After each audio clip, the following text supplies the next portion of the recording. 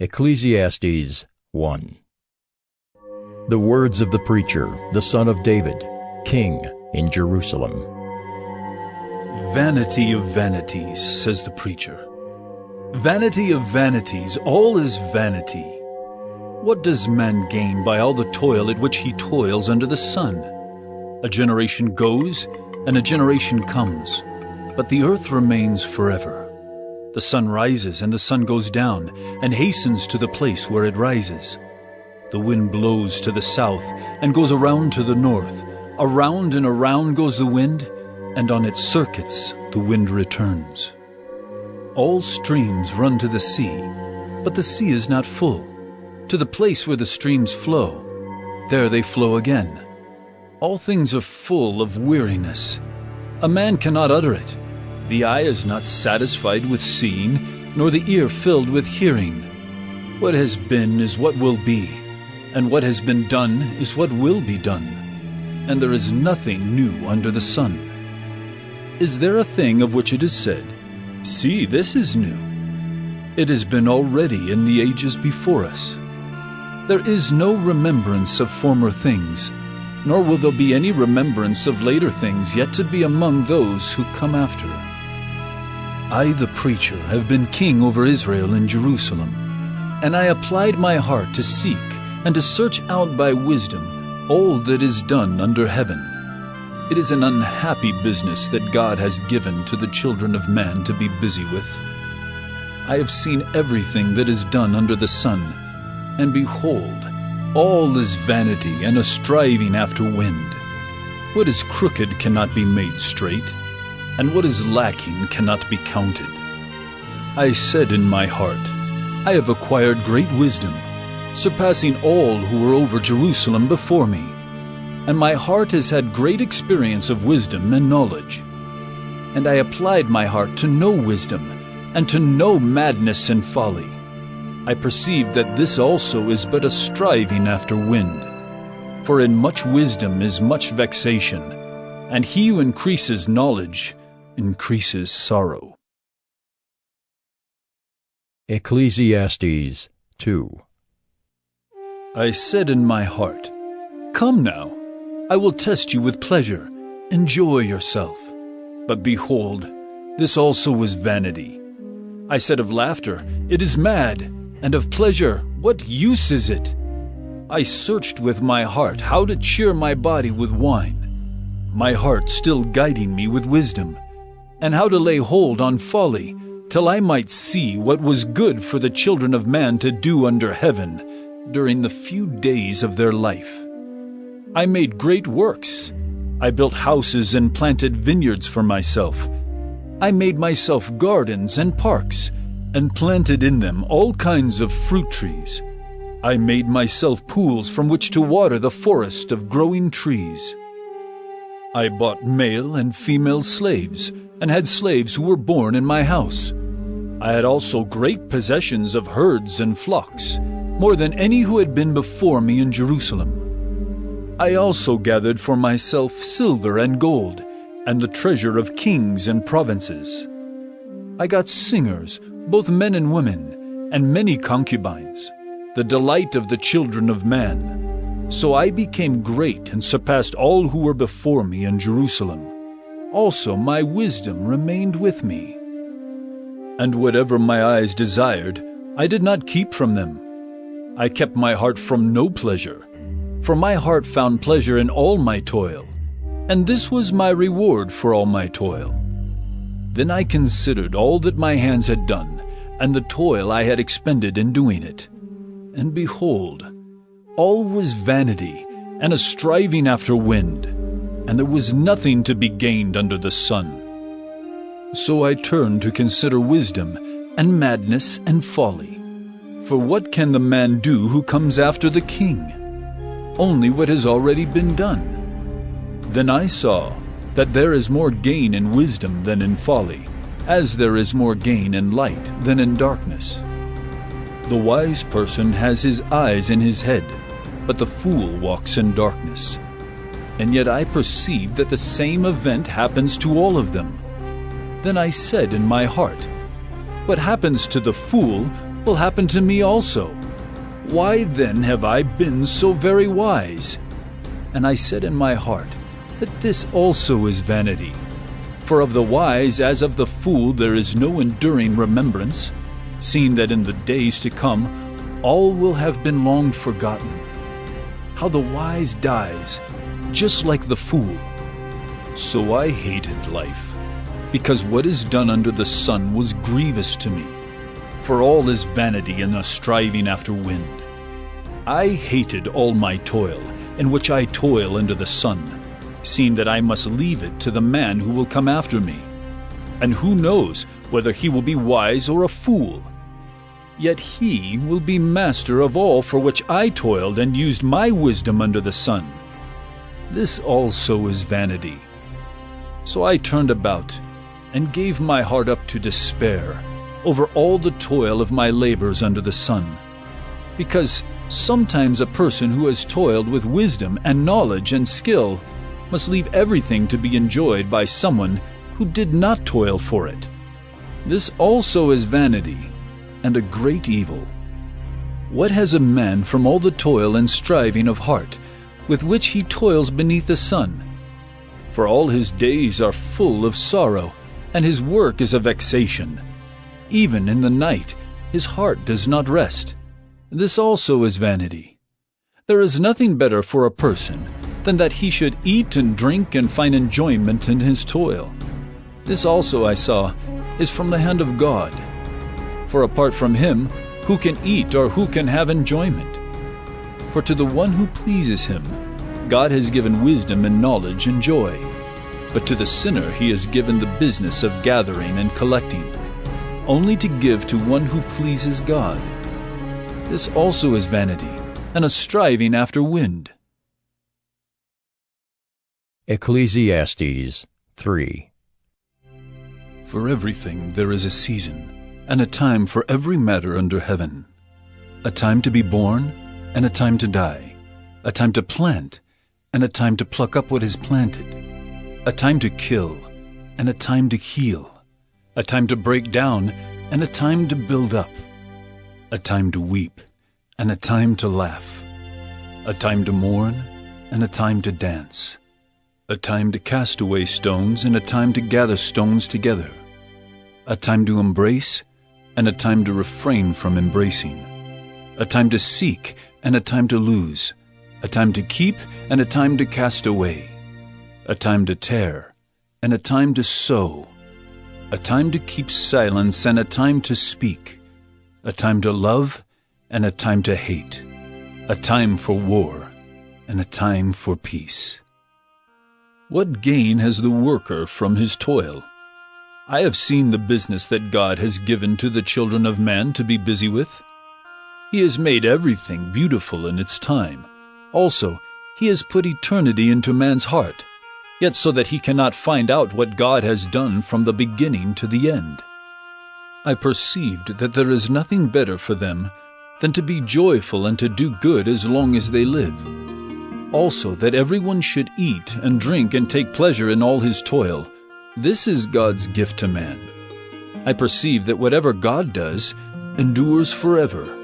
Nothing can be added to it, nor anything taken from it. God has done it, so that people fear before him. That which is already has been.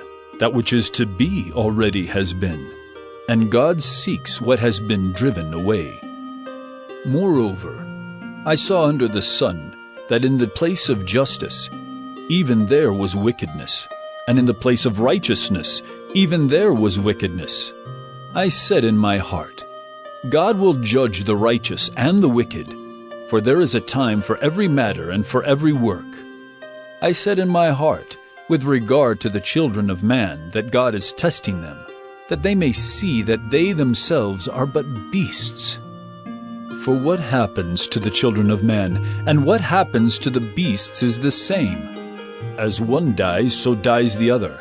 They all have the same breath, and man has no advantage over the beasts, for all is vanity. All go to one place, all are from the dust, and to dust all return. Who knows whether the spirit of man goes upward, and the spirit of the beast goes down into the earth? So I saw that there is nothing better than that a man should rejoice in his work, for that is his lot. Who can bring him to see what will be after him? Ecclesiastes 4. Again, I saw all the oppressions that are done under the sun, and behold, the tears of the oppressed, and they had no one to comfort them. On the side of their oppressors there was power, and there was no one to comfort them. And I thought, the dead who are already dead, more fortunate than the living, who are still alive. But better than both is he who has not yet been, and has not seen the evil deeds that are done under the sun. Then I saw that all toil and all skill and work come from a man's envy of his neighbor. This also is vanity, and a striving after wind. The fool folds his hands, and eats his own flesh. Better is a handful of quietness than 2 hands full of toil and a striving after wind. Again I saw vanity under the sun. One person who has no other, either son or brother, yet there is no end to all his toil, and his eyes are never satisfied with riches, so that he never asks, "For whom am I toiling and depriving myself of pleasure?"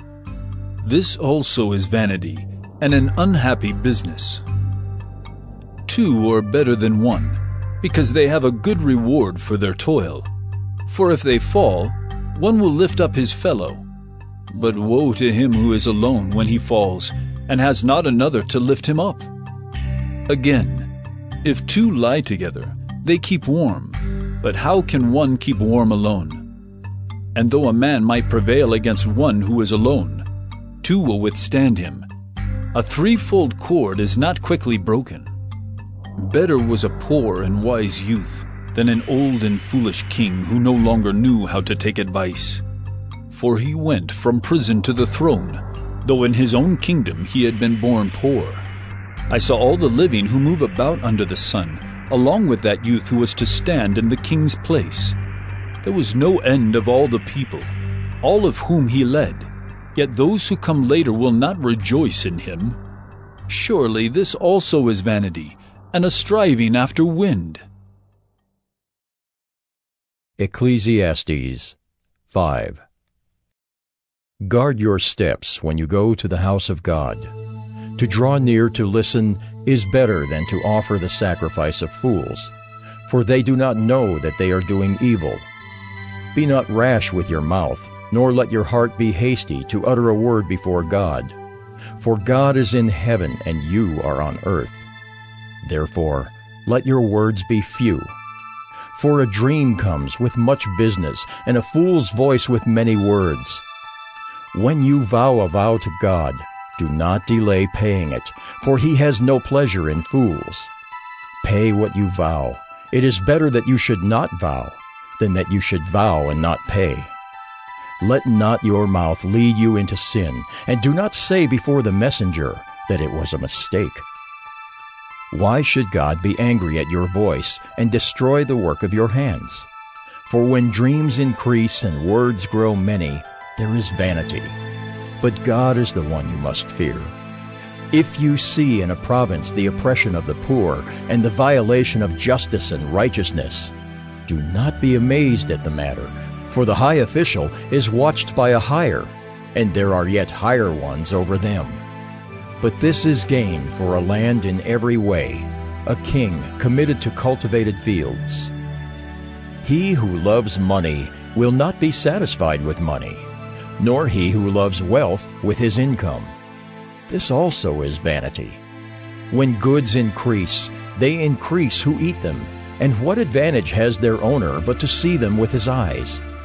Sweet is the sleep of a laborer, whether he eats little or much, but the full stomach of the rich will not let him sleep. There is a grievous evil that I have seen under the sun.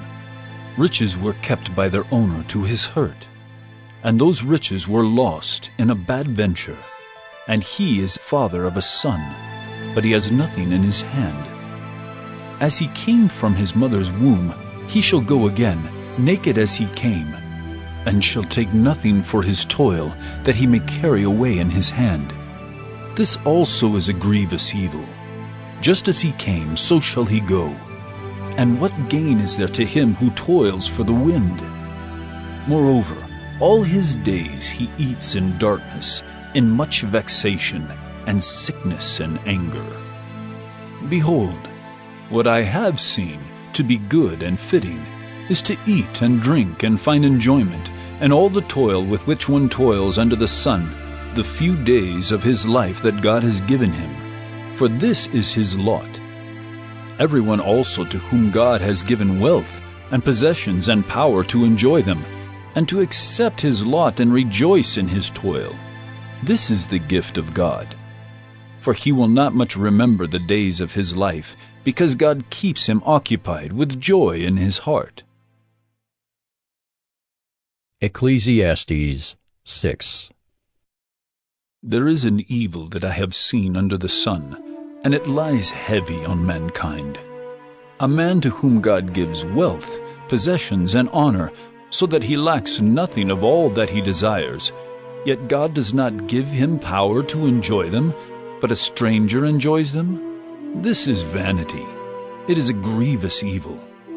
If a man fathers 100 children, and lives many years, so that the days of his years are many, but his soul is not satisfied with life's good things, and he also has no burial, I say that a stillborn child is better off than he. For it comes in vanity, and goes in darkness, and in darkness its name is covered. Moreover, it has not seen the sun or known anything, yet it finds rest rather than he. Even though he should live 1,000 years twice over, yet enjoy no good, do not all go to the one place?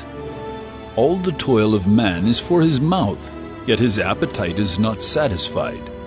For what advantage has the wise man over the fool? And what does the poor man have who knows how to conduct himself before the living? Better is the sight of the eyes than the wandering of the appetite. This also is vanity, and a striving after wind. Whatever has come to be has already been named, and it is known what man is, and that he is not able to dispute with one stronger than he. The more words, the more vanity. And what is the advantage to man?